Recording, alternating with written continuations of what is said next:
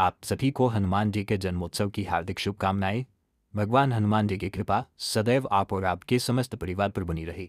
शास्त्रों के अनुसार चैत्र मास की पूर्णिमा तिथि पर भगवान हनुमान जी ने अवतार ग्रहण किया था और तभी से चैत्र मास की पूर्णिमा तिथि को भगवान हनुमान जी के जन्मोत्सव के रूप में मनाते हैं। और जो भक्त हनुमान जी की पूजा अर्चना इस दिन करते हैं उनके मन की समस्त कामनाएं हनुमान जी पूर्ण करते हैं। भगवान हनुमान जब प्रसन्न हो जाते हैं तो जीवन के सभी संकट दूर हो जाते हैं और सभी प्रकार के दुख से, संताप से, शोक से मुक्ति मिल जाती है। तो संकटों से मुक्ति पाने के लिए और हनुमान जी की विशेष कृपा की प्राप्ति के लिए, मन की समस्त कामनाओं को पूर्ण करने के लिए बल, बुद्धि और विद्या के दाता भगवान हनुमान जी की आराधना चैत्र मास की पूर्णिमा पर सभी को करनी चाहिए। तो आज के वीडियो में आप जानेंगे कि चैत्र मास की पूर्णिमा तिथि अर्थात हनुमान जी के जन्मोत्सव के दिन किस प्रकार से उनकी पूजा आराधना करें, कौन सा उपाय करें, कौन सा शुभ मुहूर्त है जिस समय में पूजा करने से हनुमान जी की विशेष कृपा हमें प्राप्त होगी, और कौन सी वस्तु हनुमान जी को अर्पित करें जिससे कि मन चाही कामना हमारी पूर्ण हो। चाहे फिर रोग से मुक्ति की कामना हो, ऋण से मुक्ति की कामना हो, आर्थिक समृद्धि की कामना हो, शत्रुओं से मुक्ति पाना चाहते हो, तो कौन सा उपाय करें, किस प्रकार से हनुमान जी को प्रसन्न करें। तो हनुमान जी के जन्मोत्सव पर हनुमान जी की पूजा विधि और उपाय आज की वीडियो में शेयर करूंगी। तो आज की वीडियो बहुत महत्वपूर्ण है, पूरा ज़रूर देखिए। अच्छी लगे वीडियो तो लाइक भी ज़रूर कीजिए, क्योंकि आपके लाइक्स, आपके कमेंट्स मेरे लिए बहुत महत्वपूर्ण होते हैं। ये एकमात्र ज़रिया है जिनसे मुझे पता चलता है कि आपको ये वीडियो अच्छी लगती है और आपके लिए ये वीडियो उपयोगी है। तो अगर वीडियो अच्छी लगे तो लाइक तो ज़रूर ही किया कीजिए। तो सबसे पहले बात करते हैं कि चैत्र मास की पूर्णिमा तिथि कब प्रारंभ हो रही है, कब समाप्त हो रही है, और हनुमान जी का जन्मोत्सव हमें कब मनाना है। देखिए, चैत्र मास की पूर्णिमा तिथि का प्रारंभ हो रहा है 1 अप्रैल 2026 को, यानी कि बुधवार के दिन सुबह 7:07 पर, और पूर्णिमा तिथि का समापन होगा 2 अप्रैल को सुबह 7:42 पर। हनुमान जी का जन्मोत्सव हम मनाते हैं सूर्योदय कालीन पूर्णिमा में, और इसलिए 2 अप्रैल 2026 गुरुवार के दिन हनुमान जी का जन्मोत्सव मनाएंगे। और आप में से जो भी भक्त पूर्णिमा तिथि का व्रत धारण करते हैं 1 अप्रैल 2026 को आप पूर्णिमा का व्रत कर सकते हैं। स्नान दान की पूर्णिमा 2 अप्रैल को है, और चैत्र मास की पूर्णिमा से वैशाख मास का स्नान प्रारंभ होता है। तो वैशाख मास का स्नान प्रारंभ होगा 2 अप्रैल 2026 गुरुवार से। अच्छा, जो भक्त पूर्णिमा तिथि का व्रत शुरू करना चाहते हैं, पहली बार शुरू करना चाहते हैं, तो इसी पूर्णिमा से आप पूर्णिमा व्रत का प्रारंभ कर सकते हैं। और पूर्णिमा तिथि की संपूर्ण विधि की जानकारी अगर आपको चाहिए तो चैनल पर वीडियो अपलोड हो चुकी है, आप देख सकते हैं। बात करें हनुमान जन्मोत्सव के शुभ मुहूर्त के बारे में, तो देखिए 2 अप्रैल को सूर्योदय काल का समय है सुबह 6:10 पर, और सूर्यास्त होगा शाम को 6:40 पर, और ब्रह्म मुहूर्त सुबह 4 बजे से 5 बजे तक, और अभिजीत मुहूर्त दोपहर 12 बजे से 12:50 तक। हनुमान जन्मोत्सव पर पूजा का जो सबसे श्रेष्ठ मुहूर्त है 2 अप्रैल को सुबह 6:10 से सुबह 7:42 तक। दूसरा शुभ मुहूर्त है शाम को 6:39 से रात्रि में 8:06 तक। तो इन शुभ मुहूर्तों में आप हनुमान जी की पूजा कर सकते हैं। इसके अलावा भी, जैसे कि अगर आप चाहें तो ब्रह्म मुहूर्त में भी स्नान करके पूजा कर सकते हैं, और दोपहर 12 बजे से 12:50 तक जो अभिजीत मुहूर्त का समय है, इस समय में भी आप पूजा आराधना कर सकते हैं। तो बहुत सारे शुभ मुहूर्त हैं और बहुत सारे शुभ योग हमें प्राप्त हो रहे हैं हनुमान जी के जन्मोत्सव पर, जैसे कि ध्रुव योग और हस्त नक्षत्र का संयोग रहेगा। ध्रुव योग सूर्योदय से लेकर दोपहर 2:20 तक रहेगा। इसके बाद व्याघात योग शुरू हो जाएगा, फिर शाम को 5:38 तक हस्त नक्षत्र भी रहने वाला है। तो इसके बाद लग जाएगा चित्रा नक्षत्र।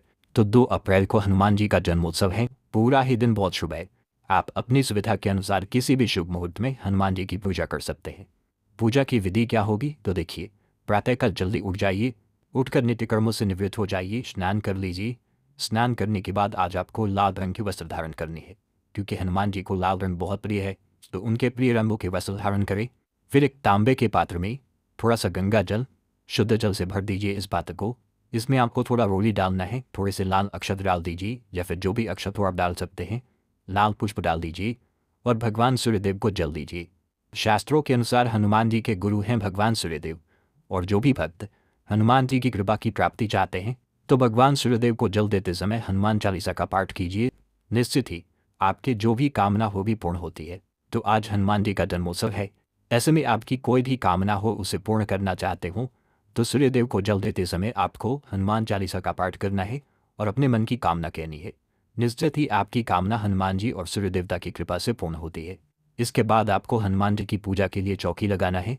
आप चाहे तो घर के मंदिर में जहाँ पर हनुमान जी विराजित हैं वहीं पर पूजा कर सकते हैं। अगर आपके घर में हनुमान जी की फोटो नहीं है या फिर मूर्ति नहीं है तो आप चाहे तो एक दिन पहले लेकर आ सकते हैं। घर के मंदिर में हनुमान जी की फोटो या फिर मूर्ति होनी ही चाहिए। और मान लीजिए कि आपके पास हनुमान जी की फोटो या मूर्ति नहीं है तो ऐसे में क्या करें? तो ऐसे में आप चौकी पर विराजित कर सकते हैं श्री रामचरितमानस जी, रामायण जी को विराजित कर दीजिए। और इस ग्रंथ में सबसे ऊपर बना होता है राम दरबार का चित्र, जहाँ की भगवान श्री राम के साथ ही हनुमान जी भी विराजित होते हैं। तो आप विधि विधान से भगवान श्री राम के साथ ही मतलब पूरे राम दरबार के साथ हनुमान जी की पूजा कर लीजिए, ठीक है। या फिर हनुमान चालीसा आपके पास होगी ही, मतलब सभी के पास होती है, तो हनुमान चालीसा के ऊपर भी हनुमान जी बने होते हैं, आप उसमें से भी हनुमान जी की पूजा कर सकते हैं। तो लकड़ी की चौकी के ऊपर लाल रंग का वस्त्र बिछाइए, उसके ऊपर हनुमान जी की चित्र या फिर मूर्ति जो भी आपके पास है विराजित कीजिए। उनके सामने शुद्ध घी का दीप प्रज्वलित करके अपने व्रत का, अपनी पूजा का संकल्प लीजिए। देखिए, बहुत सारे भक्त हैं जो कि हनुमान जी के जन्मोत्सव पर व्रत धारण करते हैं। अगर आप व्रत करते हैं तो व्रत का संकल्प ले सकते हैं, नहीं तो सिर्फ पूजा करने का भी संकल्प ले सकते हैं। संकल्प करके जब हम पूजा करते हैं अपनी कामना के साथ, तो हमारी कामना शीघ्र पूर्ण होती है और हमारी पूजा का संपूर्ण फल हमें प्राप्त होता है। तो संकल्प के साथ हनुमान जी की पूजा करना है। दीप प्रज्वलित करने के बाद हाथ में जल पुष्प लेकर भगवान हनुमान जी के सामने अपनी पूजा का संकल्प लीजिए, व्रत का संकल्प लीजिए। इसके बाद हनुमान जी को तिलक कीजिए लाल सिंदूर से या फिर चमेली के तेल में थोड़ा सिंदूर मिलाकर हनुमान जी को अर्पित करके इसके बाद उसी उंगली से अपने मस्तक पर तिलक कर लीजिए। चमेली के तेल में सिंदूर थोड़ा ज़्यादा मिला लीजिए। तो इसी से आप अपने घर के मुख्य द्वार पर दोनों तरफ स्वास्तिक बना लीजिए। इससे आपके घर में किसी भी प्रकार की नकारात्मक ऊर्जा नहीं प्रवेश होगी। और जो आपने अपने मस्तक पर तिलक किया है, इससे आपके मन में नकारात्मक विचार नहीं उत्पन्न होंगे। आज के दिन हनुमान जी को लाल पुष्पों की माला अर्पित करने से समस्त प्रकार की सुख समृद्धि और संपदा की कामना पूर्ण होती है।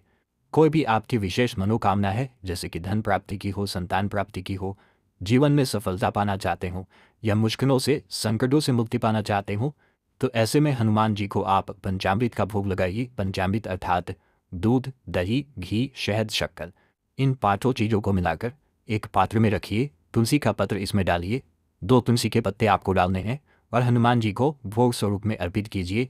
और फिर अपने मन की कामना करिए तो निश्चित ही आपकी कामना पूर्ण होगी। ऐसा कहा जाता है कि हनुमान जी को अगर आप मोतीचूर के लड्डू अर्पित करते हैं तो जितने भी दाने मोतीचूर के लड्डू में होते हैं उतने जन्मों के पाप आपके समाप्त हो जाते हैं, उतने कष्ट आपके दूर हो जाते हैं और हनुमान जी की विशेष कृपा आपको प्राप्त होती है। आपका जीवन खुशियों से भर जाता है। तो मोतीचूर के लड्डू हनुमान जी को अवश्य अर्पित कीजिए। विधि विधान से हनुमान जी की पूजा कीजिए। उसके बाद वहीं बैठकर आपको मंत्रों का जप करना है। मंत्र कौन से जपने हैं? देखिए, सबसे पहले तो बहुत आवश्यक है हनुमान जी के जन्मोत्सव पर हनुमान चालीसा का पाठ करना। बजरंग बाण का पाठ आप कर सकते हैं। इसके अलावा जैसे कि सुंदरकांड का पाठ आज करते हैं अगर आप, तो आपके जीवन से समस्त प्रकार की बाधाएं समाप्त होती है।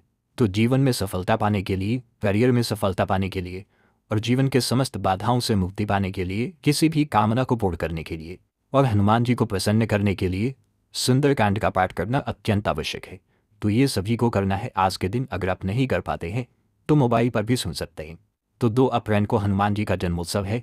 विधि विधान से, श्रद्धा भाव से, समर्पित भाव से हनुमान जी की पूजा कीजिए, उनकी आरती कीजिए, क्षमा प्रार्थना कीजिए। और घर के आसपास कोई भी हनुमान जी का मंदिर है तो वहां जाकर आप दर्शन कर सकते हैं, दीपदान कर सकते हैं। हनुमान जी के मंदिर में दीपदान करने से आपके बिगड़े हुए काम भी बनने लग जाते हैं। नौकरी में, व्यापार में तरक्की होती है।